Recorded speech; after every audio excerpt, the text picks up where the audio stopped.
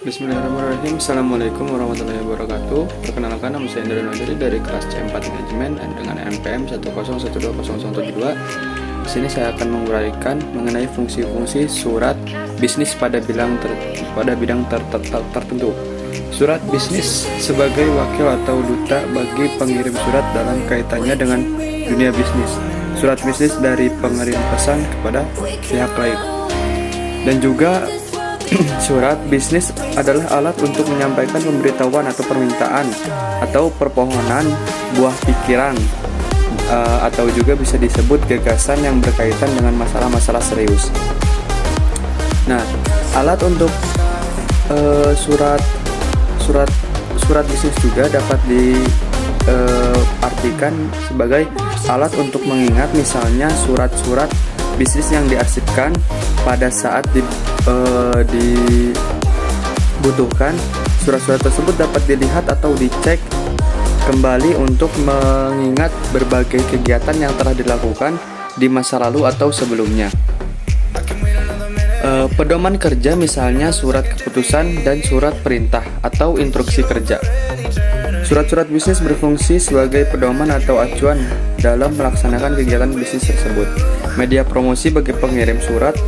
Dalam perkembangannya, surat bisnis dapat juga digunakan oleh si pengirim surat untuk mempromosikan perusahaan, termasuk produk-produk yang dihasilkan kepada pihak-pihak lain, baik perorangan maupun lembaga atau organisasi. Ada banyak surat yang dibuat dari kampus STI/STMB. Biasanya surat ini untuk ketetapan dosen dan lain-lain. Yang pertama adalah SK.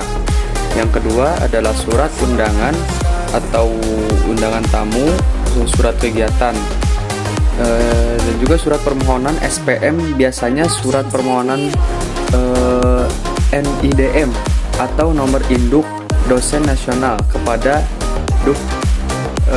Dikti.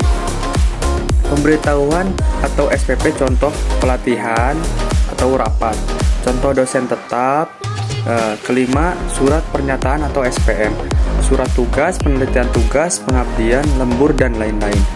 Surat keterangan atau SK, surat rekomendasi, contoh jabatan, karyawan, dosen, dan lain-lain.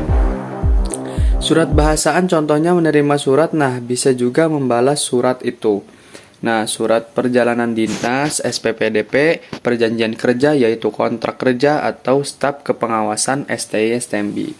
Mungkin cukup sekian penjelasan surat bisnis dari saya. Mohon maaf bila ada kesalahan. Wabillahi taufiq wal hidayah. Wassalamualaikum warahmatullahi wabarakatuh.